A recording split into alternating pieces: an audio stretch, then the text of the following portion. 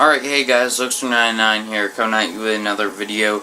I'm bringing you another review. This one is going to be kind of a long one because I just watched Wrestlemania 4, so I'm going to be reviewing that, and then I will have some more reviews coming tomorrow, like Impact Live, NXT, and Superstars. So let's just get right into it. This happened on March 26, 1988, and WrestleMania 4 starts off with Gladys Knight. She sings America the Beautiful, which is a great tradition to have at WrestleMania. City was at Trump Plaza, Atlantic City, New Jersey. Commentators were Jesse the Body Ventura and Gorilla Monsoon, one of the greatest commentary teams of all time. We start off with the 20-man Battle Royal Trophy on the Line match. It was invitational. Bob Uecker joins the commentary team for this match. Sam Houston is the first to go by Danny Davis. I don't think anyone was expecting him to win it anyways. And then Sika is thrown out by a little group of people. And I just love Battle Royals. They're so intriguing, and I love the Battle Royal concept, and I love the Royal Rumbles. The Royal Rumble is probably my favorite type of matchup. Just personally, I love it.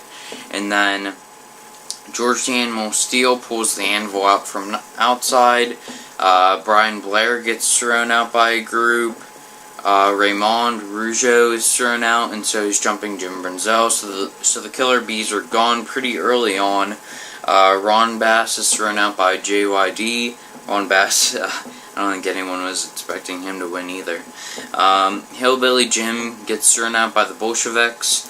Davis gets thrown out by Rama in a cool elimination. He just completely picked him up and threw him out. Jim Powers is eliminated. Steele is apparently disqualified for never entering the ring. And then the Bolsheviks are run out by Patera. Then he's thrown out by BNB, which is Bad News Brown. Then Jacques Rougeau is thrown out. Race is thrown out by JYD. Roma's thrown out by Bad News Brown. And this was just an OMG moment. Bad News Brown hits a huge clothesline on Hart. He was going for JYD. Junkyard Dog ducks under, and then he just completely takes Hart's head off with a clothesline.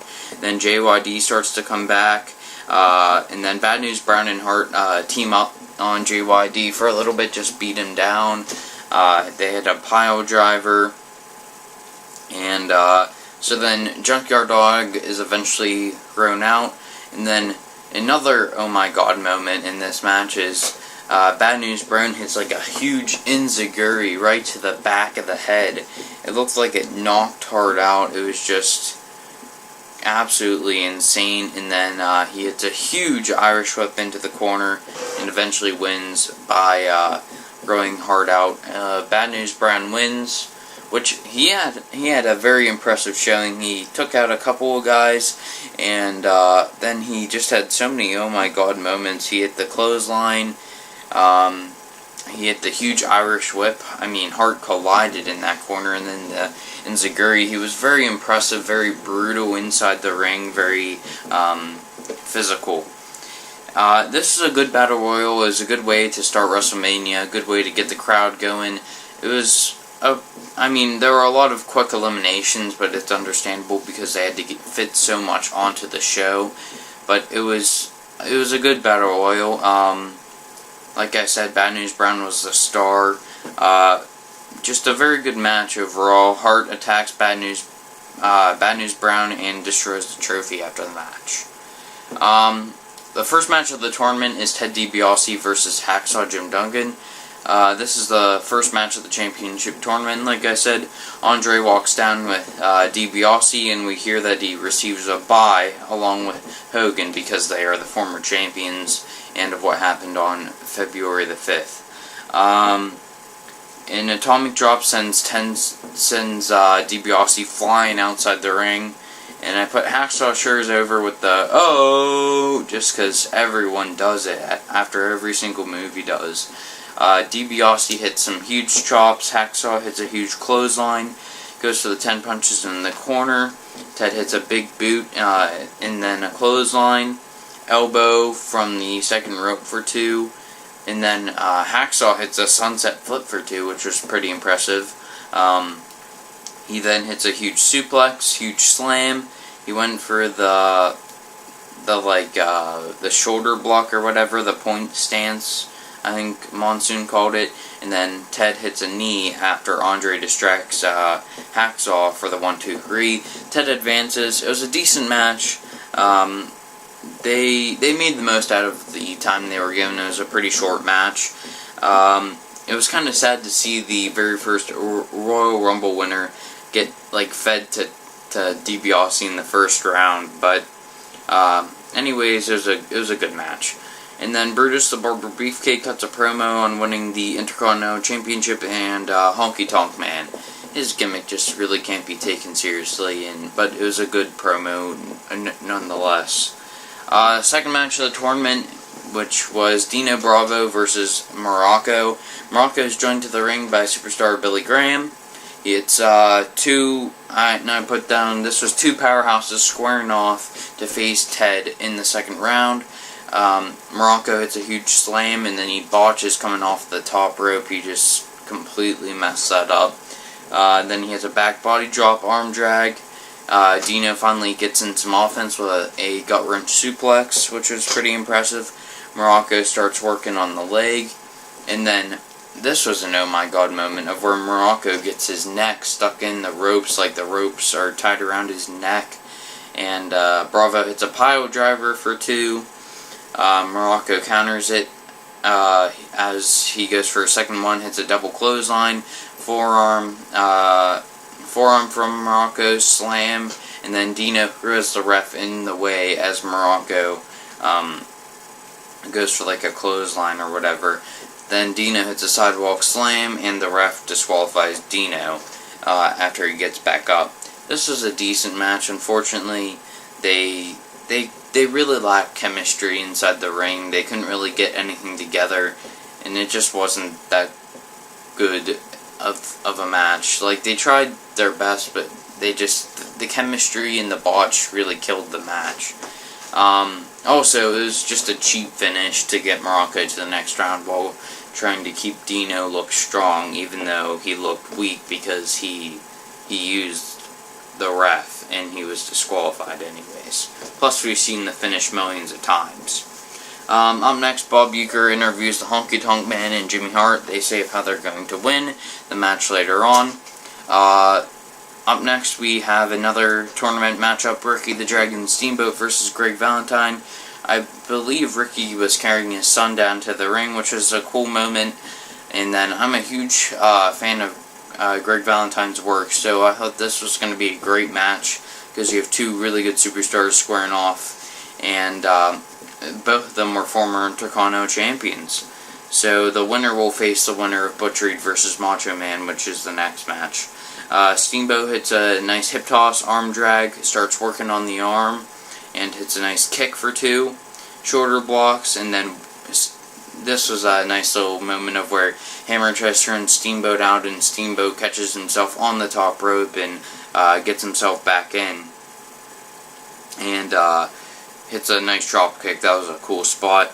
Then Hammer starts getting some offense in with a huge slam, a forearm, back suplex, and Steamboat lands on his feet, and then Hammer hits an inverted atomic drop, and just a terrific clothesline took Steamboat's head off. It was a really good clothesline. Hit some massive elbows. Hammer was very aggressive in this match, very physical on Steamboat. And then Hammer counters a slam into a crossbody, gutbuster, and then they had a little bit of some back and forth action. Shoulder breaker from Hammer. Steamboat then hits a huge elbow, starts coming back, hits a huge karate chop off the top for 2, goes for the high crossbody. Hammer uses Steamboat's momentum to turn it into a cover of his own for the 1-2-3. Hammer will move on to round 2. This was a fantastic match. I really enjoyed this match. It had everything. It had cool spots, they had chemistry inside the ring, and they told a good story, so I really enjoyed that. I would have liked to see Steamboat win so that we could see a rematch of WrestleMania 3 with Macho Man versus Steamboat, because that's one of the greatest matches of all time. WrestleMania matches. Because it was just a fantastic match. But it was a great match nonetheless, and then there was an interview with Coco and the Bulldogs of where they talk about Matilda after. Up next was Butch Reed versus Macho Man, and we come back with Slick just dancing like a pro. And I put Reed down, is basically a joke at this point. There's no way Macho Man is losing against this chump. He's just, I mean, he's powerful, but could we really, does anyone expect him to win it against the Macho Man? No. Reed hits a nice suplex, elbow drop for 2. Reed hits a hot shot. Reed hits a diving fish drop. Macho Man starts to come back, but then Reed hits a clothesline and takes him back down. Macho hits a huge slam, goes up for the elbow, 1, 2, 3. Macho advances a decent match, not the best, but definitely wasn't the worst. It was just short, and Macho picks up the victory. And then there was another interview of where the Islanders and Bobby Heenan talk about their match. Up next was One Man Gang versus Bam Bigelow. This was just a terrible match.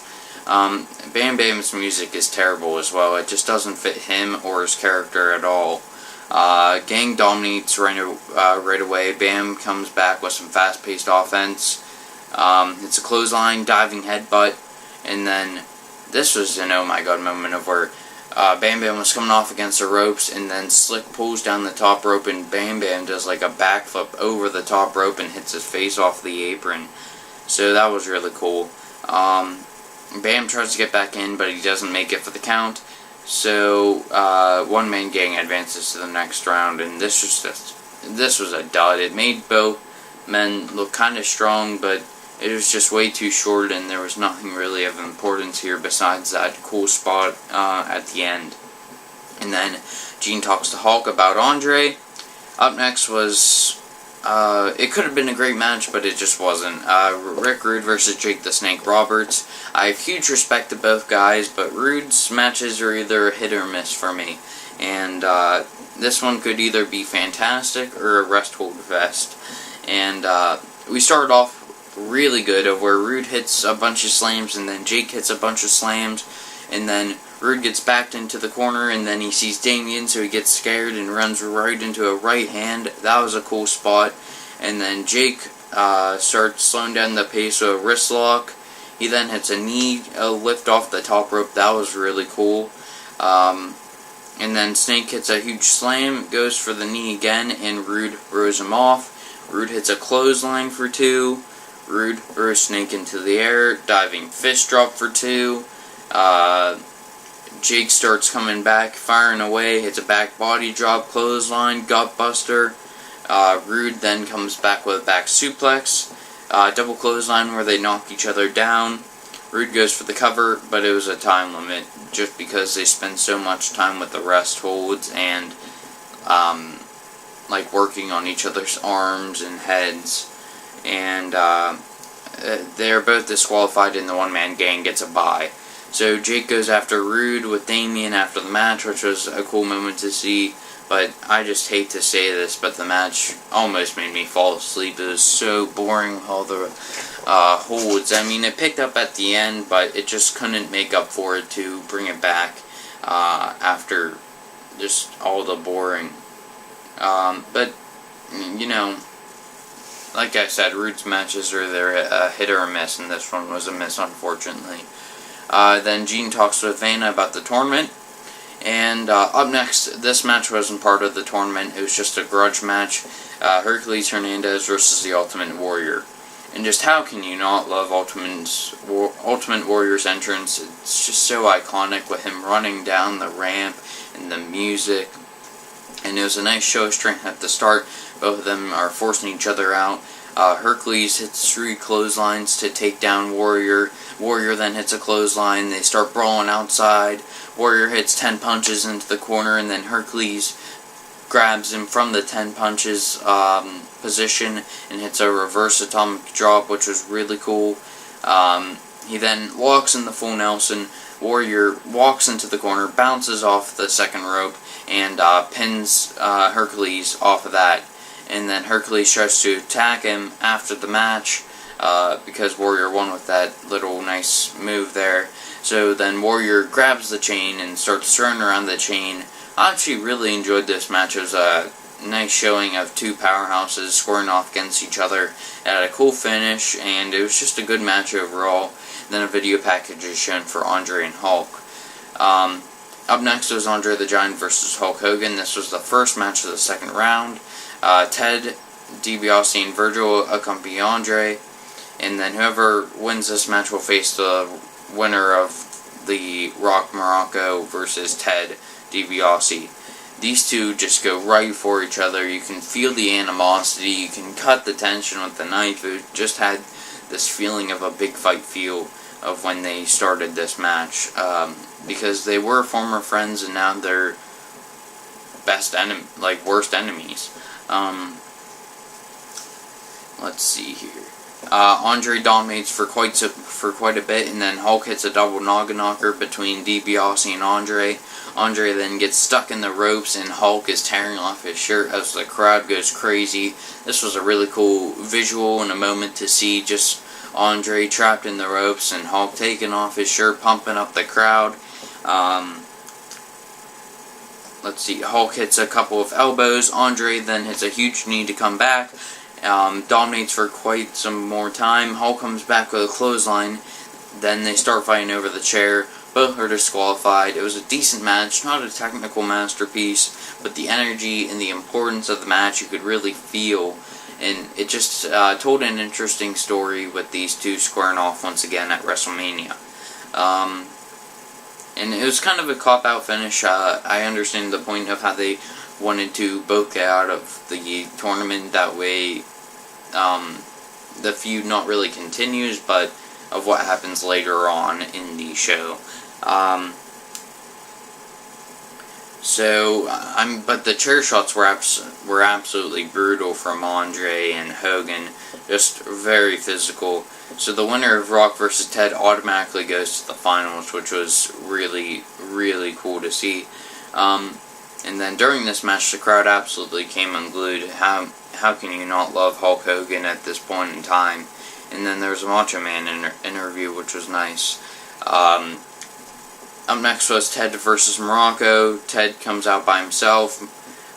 Morocco starts early with a nice slam, clothesline, elbow. Morocco hits a huge shot off the top. Then hits a drop kick for two, just completely dominating DiBiase. Then DiBiase rolls out to regroup. Classic heel maneuver. And then he comes back in, hits a clothesline, hits a fish drop for two, but Morocco gets his foot on the rope. Morocco then hits a nice kick, slam, goes for an elbow and misses, but then he gets right back up and hits a clothesline. Then DiBiase throws him into the ropes for a three. Morocco comes bouncing off the ropes, and then DiBiase catches him for like a stun gun onto the ropes for the 1, 2, 3. So Ted is going right into the finals. It was a decent match, kind of followed a basic formula, back and forth action, but it was a cool finish. And then Bob Uecker interviews Demolition, which was cool to see because Demolition is pretty awesome. Up next was Randy Savage versus Greg the Hammer Valentine. I was expecting another good match out of these two. They had a nice little technical exchange at the beginning. Knee drop from Macho. Valentine hits a massive elbow. Hits a shoulder breaker. Massive elbows from Hammer right onto the head. Goes for the figure four after working on the leg for some time. Then hits a huge suplex, which was just absolutely beautiful. Macho Man comes back.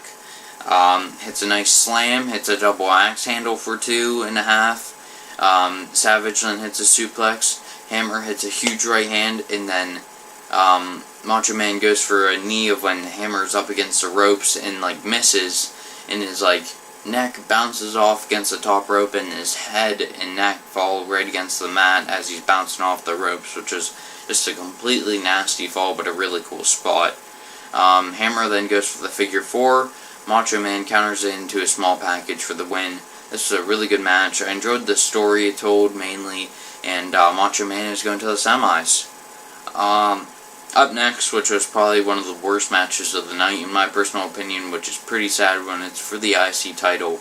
Honky Tonk Man versus Brutus the Barber Beefcake for the Intercontinental Championship. Beefcake's gimmick is just so strange, it's so hard to take it seriously, especially for the championship. This thing is very prestigious, and I don't think Beefcake should have really went for it. I get the storyline, and I get of what they wanted to do with Hart and Honky Tonk Man, but it was just, his gimmick is a little bit too much. It's a little bit over the top. Honky takes control early. Brutus hits an atomic drop. Head slams in the corner. He hits 10 of those. He then hits a very impressive knee, like high knee. And then Honky Tonk Man takes control. He was very aggressive in this match. Goes for the shake, rattle, and roll. Brutus counters it by holding onto the rope. Starts coming back. It's a sleeper hold.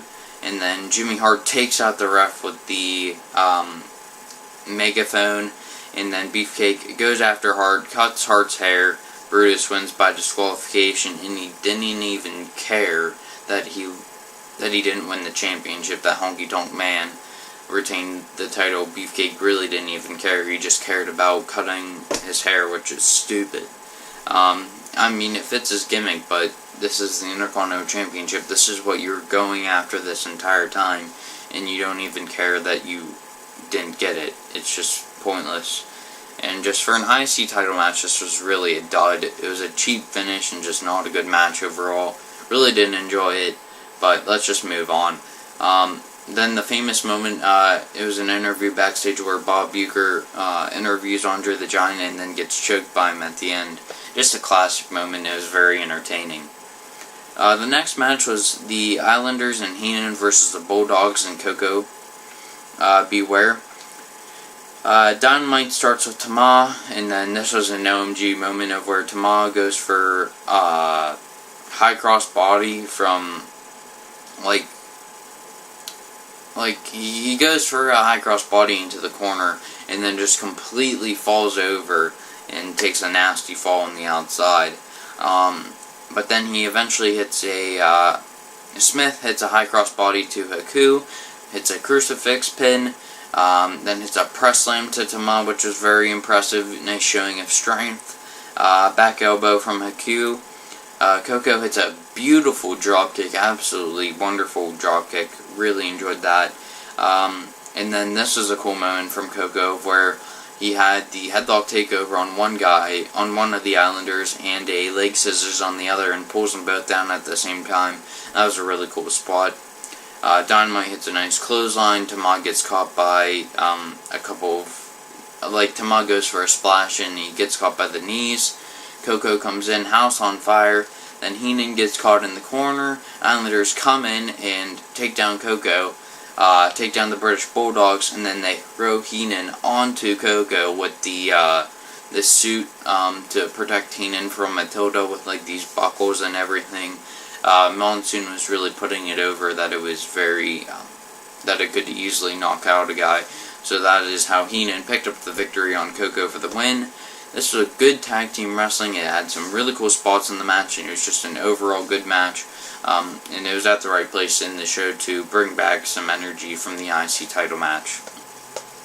Up next was the only semifinal matchup, One Man Gang versus Macho Man, and I put down this has to be one of the best commentary teams of all time, Gorilla Monsoon and Jesse the Body Ventura, because they have so much chemistry. It's way, way better than the team today, because all they do is argue, which this team argues a little bit, but they make sense because they're talking about the psychology in the ring and, the matches. JBL and Michael Cole just always argue about the same stuff, the same storylines. We don't care, we want to hear good commentary, and that really makes me mad about the commentary team today. And that's why I love the Golden Era so much, because of this commentary team right here. Anyways, let's get into the match. Macho Man hits a huge hot shot on the top rope really quickly. Gang then starts to beat him down. Hits a hits a huge slam, but then Macho gets his foot on the rope. Then One Man Gang hits a huge elbow. Macho Man rows One Man Gang outside the ring and then hits a double axe handle to the outside. That was a really cool spot. One Man Gang is then disqualified for using the cane. Macho Man is going to the finals. So it's a decent match, especially for One Man Gang, who's if you see one of One Man Gang's match, you've kind of seen them all. But it was still pretty good. And I have to give props to the Macho Man for wrestling 3 hard-hitting matches and still the main event to come. And then Bob Uecker has this pretty funny moment where he finally goes to the tournament board as Vanna leaves, so that was pretty funny. Up next was the second last match of the night, Demolition versus Strikeforce in a tag team match for the tag team championships. Demolition's music and attire is just pretty awesome. It's just insane of how cool it is. Smash starts off with Martel. There's this cool dropkick spot of where Smash catches Martel and then Tito comes in and hits the dropkick on Martel to hit the high cross body, which was really cool. Double clothesline from Strikeforce. Martel then hits a hip toss, and this was pretty crazy. It was like a clothesline into a slam from Demolition. Like, they picked him up, hit the clothesline into a slam, which is pretty cool, from Demolition to Tito Santana. Slam into a cover from Axe, which was really cool. A suplex from Smash. They just dominated Tito for quite a bit. Tito finally hits a flying forearm, and then gets the hot tag to Martel. Martel comes in, a house on fire, finally gets the Boston Crab locked in. Ref gets distracted with Tito because Tito's fighting with Fuji. So then, I believe it was Smash who came in, or maybe it was Axe, I'm not sure. But Smash, I think, hits a cane right to the back of Martel, and then Demolition win their very first tag team championship. This was a really good tag team match, and it was a decent finish because it was cool of how they interfered, and Demolition had to cheat to win, which kind of fits their characters very well. And it had some cool spots into it, good double team maneuvers, and just the beatdowns from Axe and Smash are just so brutal and so cool. It was a cool moment to see Demo win their very first tag team championships, and overall it was a really good match. Up next, they bring out all the celebrities for the main event, which was Gorilla and Jesse's commentary about White and Uecker was just absolutely hilarious. I really enjoyed that.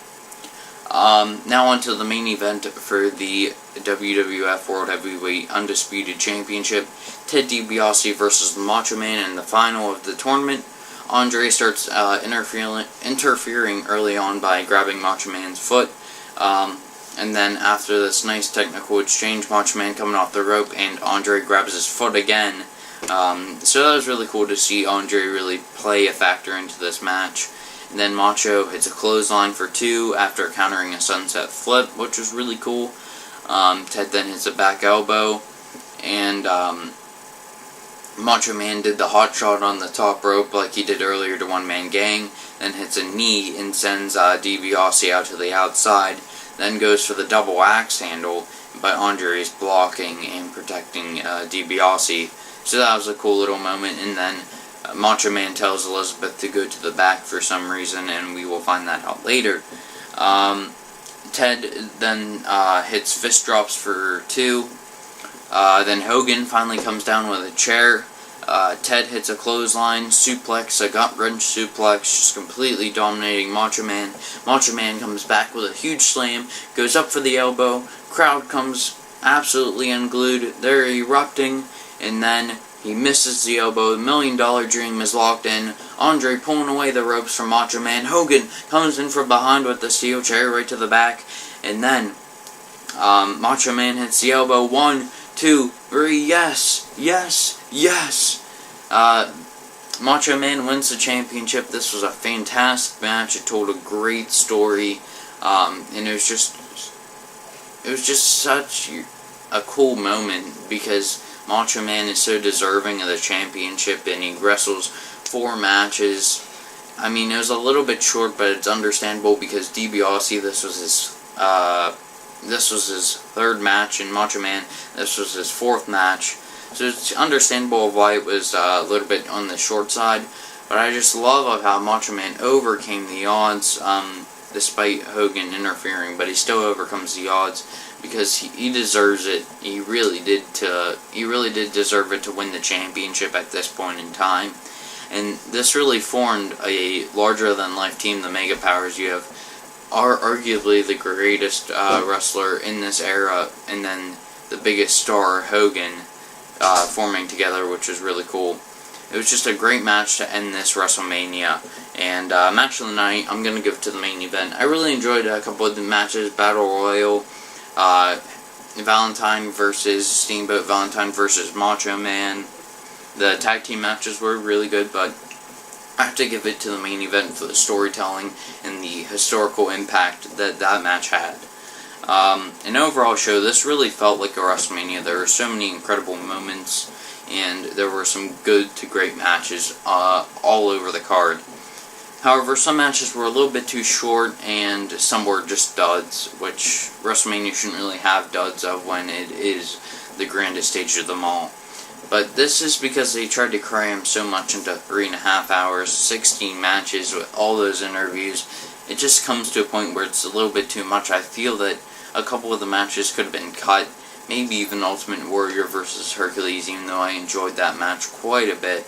But there were just some unnecessary matches, and but it was still a great show with great commentary, moments, and matches.